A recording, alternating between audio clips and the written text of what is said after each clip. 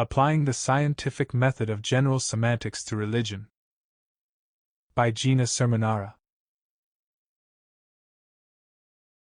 Suppose you were a resident of another planet, from another galaxy far away in space, who had come in a spacecraft to study the activities of human beings on planet Earth. With the help of various scanning devices, you and your companions had observed many interesting things about human civilization. But what struck you most, personally, was the great variety of religious buildings that you saw, and the even greater variety of religious beliefs that Earth people seemed to accept and follow. It puzzled you. You could see clearly that Earth people generally agreed on scientific matters. The basic similarity of their roads, automobiles, and planes, their military installations and atomic bombs, their telephone, radio, and television systems, was evidence of this. Obviously, they had pooled their scientific and technological knowledge. And all over the globe there existed a unified conception of certain principles of mechanics, physics, chemistry, and mathematics. And yet, on a matter as important as religion, there seemed to be no such pooling and no such unified conception. There was, instead, widespread disagreement in whatever country you looked. And the disagreement was usually contemptuous, quarrelsome, and hostile, even though many of the faiths, and among them the most quarrelsome ones, said that brotherly love was one of their principal tenets. The more you thought about it, the more this strange situation perplexed you. Finally, impelled by an intellectual curiosity that you could not stifle, you requested, and received, permission of your superiors to investigate the matter more closely. It just so happened that your vacation was about to begin, and you had a period of approximately 1 year, by Earth calculations, to do as you pleased. You knew how to assume the general appearance of Earth dwellers, and could, with a little practice, even speak their languages fluently. So you made a series of inconspicuous landings in different portions of the world, and started casual conversations in which you brought up the subject of religion. "May I ask, what is your religion?" you would begin. As you expected, you received a great many different answers. You learned that people could be Buddhist or Catholic, Christadelphian or Dunker, Episcopalian or Jain, Parsi or Pachamaniac, Umbandista or Unitarian. Before long you had filled a notebook with more than 700 alphabetically listed names of various religious faiths and sects of planet Earth, including 171 new religions in Japan alone. This was, to you, an astonishing figure, since on your own planet and every other enlightened planet that you knew about, there was only one religion. Some Earthlings, of course, said that they had no religion at all, or at least they attended no church and gave themselves no religious label. Others said they believed in God, but lived by their own code of behavior because they couldn't accept what the churches were teaching. Still others said that the use of LSD and other chemical substances had turned them on to God and love of mankind. Compared to the vast multitudes on planet Earth, however, these independent souls seemed to be in the minority so far as you could tell. And what interested you was all those different religious buildings, and all the money they seemed to have cost, and all the people who attended them so faithfully. When you asked a second question, "What are the principal tenets of your belief?" you found that people were usually quite loquacious. You were fascinated by both the similarities and the immense contradictions between their various ideas. But what intrigued you particularly was their answers to your third question. "How did you come to believe this way?" The replies showed considerable variety. Some people said that their parents had taught them. Others said they had read a book or a Bible. Still others said they had been taught by their grandmother, or a priest, or a missionary, or an evangelist, or a pastor at an orphanage or a guru.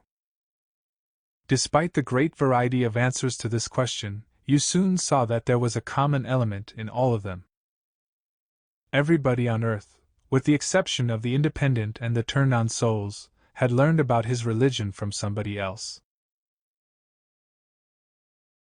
A number of other questions then crowded into your mind, questions like: how do you know your parents were right? Are you certain that the evangelist knew what he was talking about? Can you be sure that the book you read was right in all particulars? Are you perfectly certain that you understood the missionary correctly?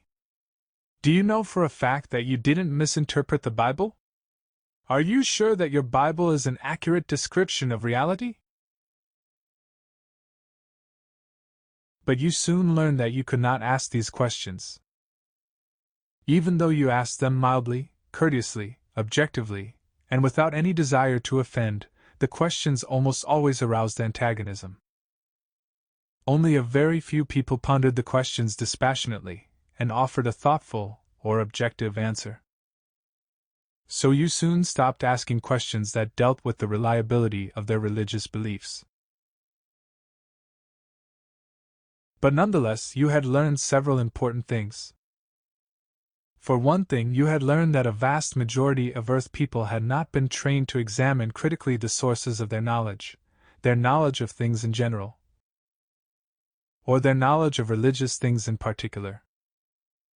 To be sure, there did exist on planet Earth a rather dull branch of philosophy called epistemology that dealt with the origins, nature, and limits of knowledge. Or the important question of, how do you know what you know? But you soon realized that only an infinitesimal fraction of Earthlings had ever heard of it, or had any idea of what it meant, or how important it was. But you soon realized that only an infinitesimal fraction of Earthlings had ever heard of it, or had any idea of what it meant, or how important it was. Scientists and PhDs had been trained to scrutinize the sources of information, of course, but for the most part only with regard to their own particular specialty. Professional theologians had been required to study the beginnings of their own religion, at least. But usually they saw them through the rose-colored glasses of piety or complacency, and were therefore not inclined to be very objective in their thinking. And so, simple questions about the origins of their religious ideas, and how well such ideas corresponded to the actual facts of the universe, were too much for most people to cope with. They thought you were being irreverent, when actually you were merely taking a respectful but objective attitude toward religion. You also had learned that no matter how simple or how sophisticated it was, every institutionalized religion on planet Earth had been learned by its adherents from someone else, or from a book written by someone else, by a process of communication. Even the founders of modern religions, some of whom you chanced to meet in Japan, claimed, as founders have claimed in every age, that they had had a divine revelation from God. But this, too, was a communication, and subject to all the hazards of communication, as you soon realized when you saw that any 10 people who claimed a direct message from God had different, and sometimes diametrically different, ideas about what God had said. Organized religion, then, was dependent upon a communication process which usually extended back through centuries of time. But neither the populace nor the religious leaders had ever thought much about this very significant fact or analyzed it for its far-reaching implications. It had never seemed to occur to most people to wonder just how reliable their communication system was, either at its starting point, its terminal point, or anywhere along the transmission line.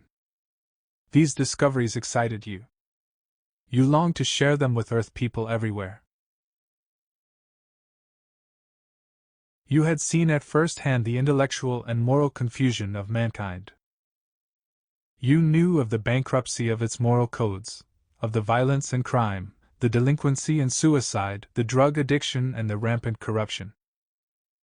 You recognized that many of the people who professed a religious faith gave only nominal allegiance to it, that in their hearts they actually had little true belief.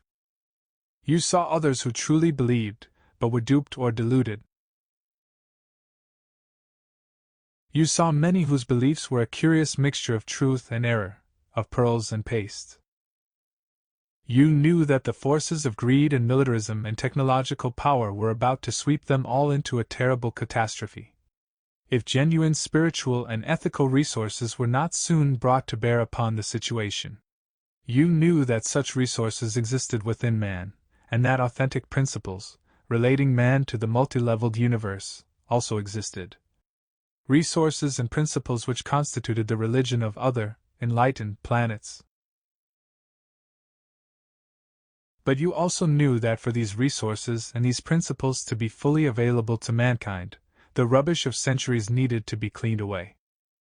Unfortunately, there was nothing you could do about your discoveries to help mankind. Your year's vacation was up, and you had other commitments in the universe.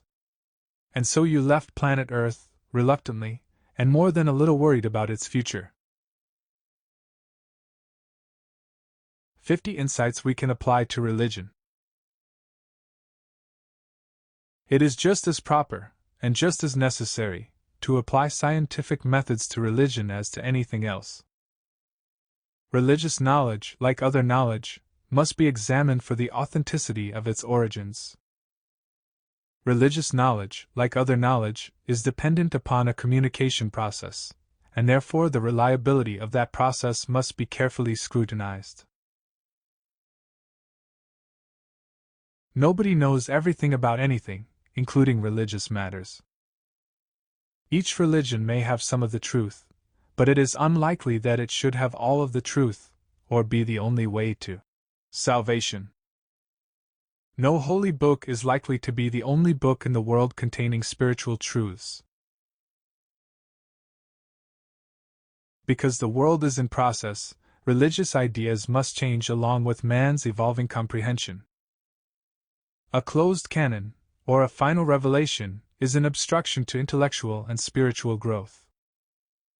Some things in ancient scriptures may be perennially true, and other things are no longer valid and should be discarded. Discovering that certain Eastern religions have long taught what atomic physics has only recently demonstrated. That matter is a process, and that our senses give us a very distorted picture of the world. Therefore, these religions deserve serious investigation. Perceiving that Baptist person 1 is not Baptist person 2, Jew person 1 is not Jew person 2, Muslim person 1 is not Muslim person 2, etc., then we must temper our prejudices. We must perceive that each individual is unique. Other religions may contain aspects of truth that ours does not. It is the prerogative of all persons to hold their private views of God and other ultimate realities, but it is not their prerogative to force these views on other people. Knowing how abstracting happens in every human mind, we can no longer insist that our abstraction from a Bible and a religious tradition is the only true abstraction. Each set of religious abstractions is related, somehow, characterologically, to the person who made them. Or, tell me your religion and you tell me what you are. People's unawareness of the many unsavory passages in ancient Bibles makes it possible for them to continue to regard them superstitiously, as being totally holy. People often abstract contradictory things from the same Bible because the Bible itself contains contradictory statements.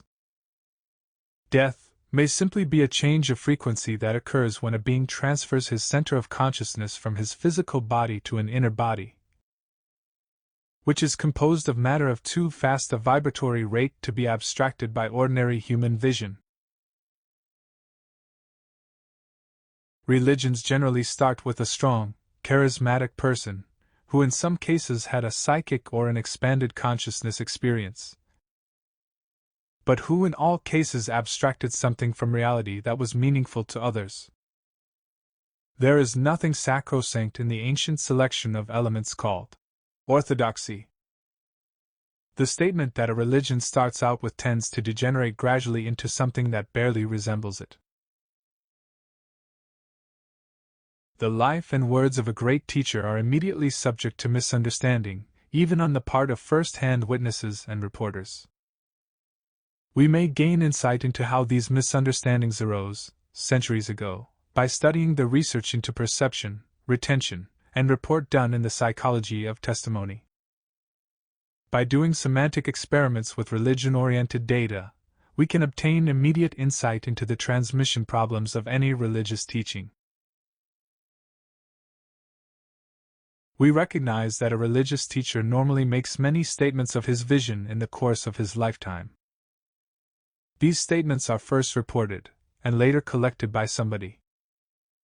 We are now aware of the fact that different collectors, gathering what was accessible and acceptable to them, will almost invariably produce collections of a different character, which then provide one basic reason for religious sects and schisms. Some of what a great teacher said must have been irreparably lost, and the missing portions could be of crucial importance. The discovery of authentic documents containing statements long lost to the world could greatly change or enlarge our knowledge of what a great teacher actually taught. The deliberate omission of certain words and acts of a great teacher may be made by a collector in line with some religious or philosophic prejudice of his own. And such an omission can be followed by tragic and far-reaching consequences. The fixating of a collection into an authorized form, called a Bible, is an inevitable and useful step in a religion's history. But terrible consequences have followed the insistence that all truth is now known, and that unquestioning faith must be placed in this fixed collection. Deliberate falsification of the Christian Bible occurred in many known instances, and we can infer that it occurred in many more. The history of every religion from its very inception must have been profoundly affected by the differing degrees of intelligence of the people who reported it, interpreted it, or administered it. Human beings' differing degrees of the capacity to love must also have greatly affected the history of religion, which in the hands of unloving men became an enterprise of power and politics. In the light of the degree concept, the idea of an invisible hierarchy of intelligent beings who assist in the process of human evolution is a plausible one.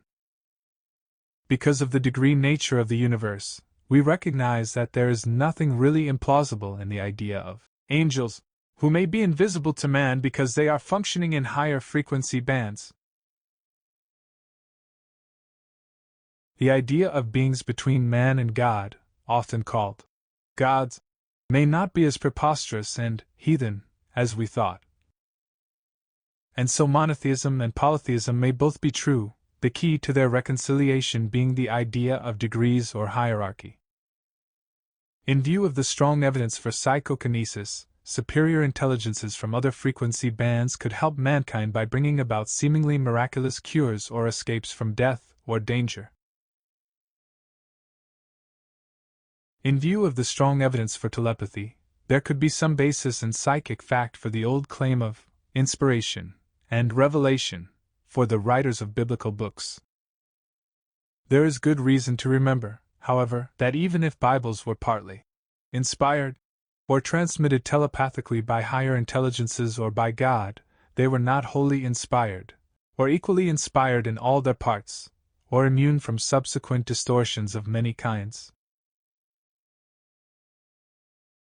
In any sane approach to language, the true meaning of something is what was intended by the communicator, and to discover this with certainty in an ancient document is extremely difficult. People have often enslaved themselves, not to the true intent of a biblical statement, which is buried beneath centuries of time and many successive translations, but to their own projection or semantic implantation into it. Language has a life of its own, and many meanings can be found in any set of words, quite unrelated to the intent of their originator. Many statements made by a great teacher were made for the specific psychological and spiritual needs of a certain person, in a certain cultural situation.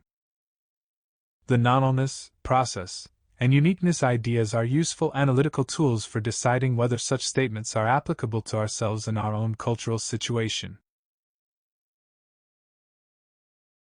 Pronouncements as to the true, or essential, meaning of a long and complex scriptural statement may have some, or little, or no correspondence with the true intent of the writer, and may more accurately reflect the preoccupations of the interpreter. Meaning often hinges upon small details of spacing, punctuation, and other mechanical aspects of writing. In the Judeo-Christian tradition, some major theological concepts which have deeply affected the lives of millions of people seem to have arisen from linguistic mishaps. Bibles seem to contain some statements which are literally true, some which are symbolically true, some which are both literally and symbolically true, and some which are confused, mistaken, or mutilated. The problem is to determine which is which. Translation can subtly or grossly distort meaning, and that the Christian Bible contains many such distortions, some of them concerning crucial theological matters. General Semantics is a tool for synthesis and provides a foundation for a new planetary culture because its insights, based on science, can be found abundantly in many Eastern religions. Besides serving as a tool for analysis and synthesis, General Semantics can lead to the formation of certain virtues, both intellectual and moral. We must take a non-allness attitude toward General Semantics itself, and recognize that other things besides General Semantics are needful for the transformation of mankind. Just as science needs to be brought to bear on religion, religion needs to be brought to bear on science, or, more precisely, the spiritual attitude of reverence for life. Plus the ancient formula called the Golden Rule, enlarged to include all sentient life, must urgently be incorporated into the methods and philosophy of science. For deeper analysis of these 50 insights, read Insights for the Age of Aquarius by GINA CERMINARA.